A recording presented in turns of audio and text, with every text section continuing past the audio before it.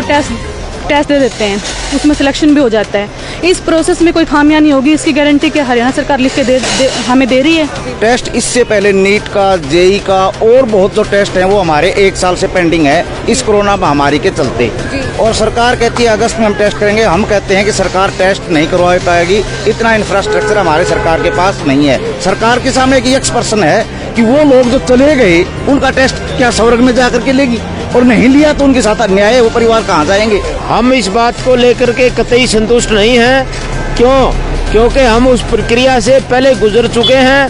नमस्कार, आप सभी का स्वागत है RSN एक्सप्रेस में और मैं हूं सौम्या माथुर। फिलहाल हमारी टीम मौजूद है मिनी सेक्रेटरीट में। तो जैसा आपको पता है कि पीटीआई टीचर्स को जब से कोर्ट के आदेश अनुसार हरियाणा सरकार के द्वारा इनकी नौकरियों से हटा दिया गया है, उसके बाद से ही इनका धरना प्रदर्शन जारी है।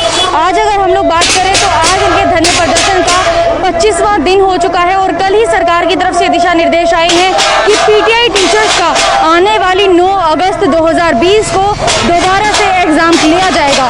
उसके बाद इनकी क्या प्रतिक्रिया है वही जानने के लिए हम यहाँ पर पहुँचे हैं कि सरकार का जो दिशा निर्देश है एग्जाम लेने का, उससे ये कितने ज़्यादा संतुष्ट है। सर, जैसे इतने 25 दिन हो गए हैं धरना प्रदर्शन करते हुए और सरकार का कल ही निर्देश आया है कि जो पीटीआई टीचर्स हैं उनका आने वाली 9 अगस्त को दोबारा से टेस्ट लिया जाएगा, इसके चलते आप कितना संतुष्ट हैं सरकार का जो दिशा निर्देश आया है?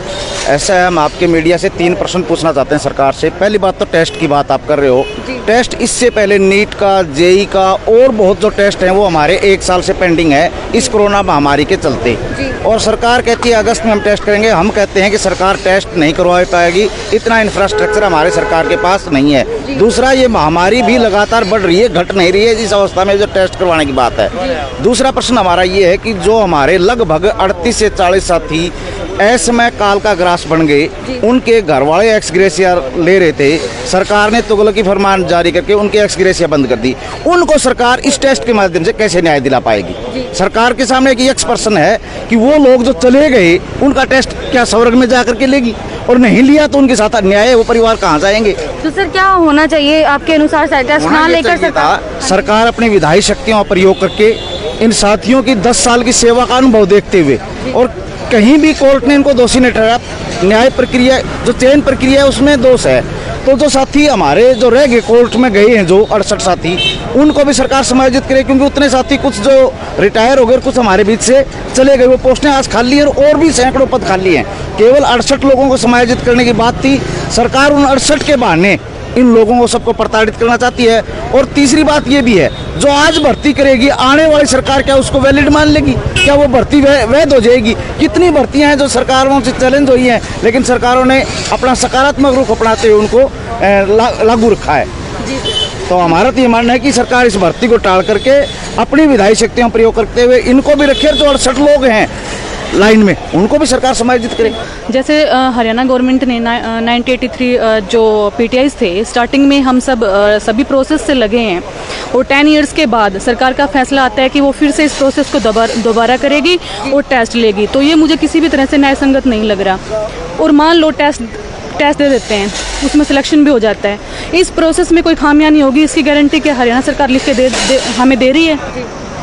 और फिर कोई नई सरकार आती है, ये तो है नहीं कि ये सरकार परमानेंट है और अगले कई सालों तक यही सरकार रहेगी। सरकार चेंज हो जाती है, अगली सरकार फिर इसमें खामियां निकालेगी और फिर हमें बाहर कर देगी और फिर हम टेस्ट देते रहेंगे। तो इसलिए हम इस टेस्ट का पूरी तरह से विरोध करते हैं। तो मैं आप क्या चाहते हैं कि न्यायपालिका के अनुसार क्या आपके साथ न्याय होना चाहिए? देखो, न्यायपालिका के अनुसार तो यही न्याय होना चाहिए कि जो लोग 10 सालों से जिनकी सर्विस रिकॉर्ड अच्छे हैं, जो पूरे प्रोसेस से लगे हैं, हमारी कोई खामी नहीं है, जो इन्होंने जो भी खामी निकाली है सुप्रीम कोर्ट ने सिलेक्शन प्रोसेस में निकाली है, भाई उन्होंने 25 की जगह 30 का कर दिया, कहीं ना कहीं वो भी उनके क्राइटेरियाज में आता होगा तभी किया होगा। 60 नंबर की एकेडमिक रखी हो, 30 नंबर का इंटरव्यू रखा, वो भी उनके क्राइटेरिया में कहीं ना कहीं सही बैठता होगा तो उन्होंने किया होगा। तो उसके बारे में किसी स्टूडेंट्स को तो कुछ पता नहीं होता, तो वो अपने हिसाब से पूरे प्रोसेस से लगे हुए हैं। अगस्त को आपका दोबारा से एग्जाम करवाया जाएगा, इस बात को लेकर आप कितना संतुष्ट हैं? हम इस बात को लेकर के कतई संतुष्ट नहीं हैं।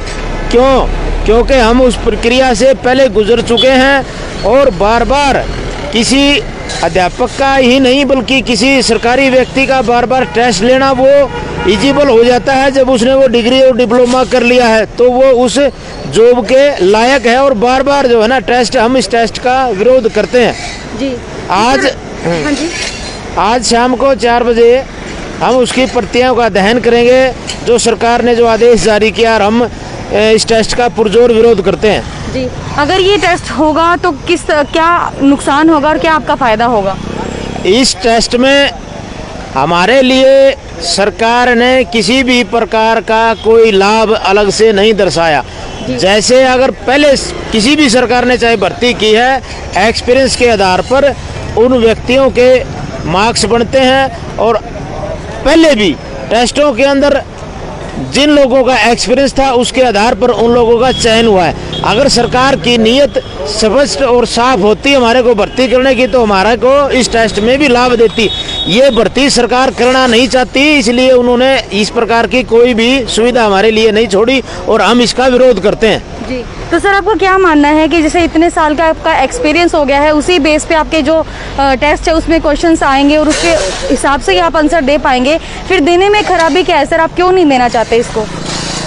टेस्ट में पहली बात तो ये है कि जो व्यक्ति, मैंने आपको पहले भी बोला था, जो व्यक्ति डिग्री डिप्लोमा कर लेता है उस जॉब के लिए, जिस जॉब के लिए सरकार शर्तें रखती है, टेस्ट की ज़रूरत नहीं होती। जब उसने वो डिग्री हासिल कर ली तो टेस्ट किस बात का? सरकार क्या चाहती है, पहले तो बेरोजगारी की फौज खड़ी करके और फिर टेस्ट के नाम पर बेरोजगारों के साथ धोखा करती है। इसलिए हम टेस्ट देना नहीं चाहते। टेस्ट का मतलब ये है कि हम कहीं ना कहीं दोषी थे, और सरकार ने एक तरफ तो उनके जो सिलेक्शन जो कमेटी थी उसके ऊपर FIR दर्ज कर दी, एक तरफ जो है ना सरकार हमारा टेस्ट लेना चाहती है। कैसा न्याय है? इसलिए हम उसके विरोध में हैं। तो जैसे हमने PTI अध्यापकों से बातचीत की तो उनका यही कहना है कि सरकार की तरफ से जो दिशा निर्देश आए हैं कि 9 तारीख को इनका एग्ज़ाम होगा, उसको लेकर ये बिल्कुल भी संतुष्ट नहीं है। इनका यही कहना है कि एक तरफ तो कोरोना महामारी फैली हुई है और दूसरी तरफ सरकार ने ऐलान कर दिया है कि 9 अगस्त को PTI अध्यापकों का दोबारा से एग्ज़ाम करवाया जाएगा। तो ये बात इन्हें जच नहीं रही है, और इन्होंने कहा है कि एग्ज़ाम लेने की बजाय डायरेक्ट ही बहाल जो है PTI अध्यापकों को दोबारा से कर देना चाहिए हरियाणा सरकार के द्वारा। लेकिन ये मामला कब तक जाकर ठंडा होगा, और कब ठंडा होगा और किस प्रकार से ठंडा होगा, ये तो आने वाला वक्त ही बताएगा। ये जो खबर थी आपने देखी PTI अध्यापकों की प्रतिक्रिया कि 9 अगस्त को जैसे सरकार का दिशा निर्देश आया है कि इनका दोबारा से एग्ज़ाम लिया जाएगा, उस पर आपने जानी। लेकिन आने वाला वक्त यही बताएगा कि PTI अध्यापक इसके चलते किस तरह से आगे कदम उठाते हैं और सरकार तक अपनी बात पहुंचाने के लिए किस तरह से कोशिश करते हैं। लेकिन RSN एक्सप्रेस पर खबरों का सिलसिला इसी प्रकार जारी रहेगा। आप देखते रहिए RSN एक्सप्रेस, और मुझे दीजिए इजाजत। नमस्कार। शहर की ताजा खबरों की जानकारी पाने के लिए लाइक करें हमारे फेसबुक पेज RSN एक्सप्रेस को, और यूट्यूब चैनल RSN एक्सप्रेस को सब्सक्राइब करें, और साथ में बेल आइकन जरूर दबाएं ताकि शहर की ताजा खबर की जानकारी सबसे पहले नोटिफिकेशन के माध्यम से आपके मोबाइल स्क्रीन पर पहुंच सके।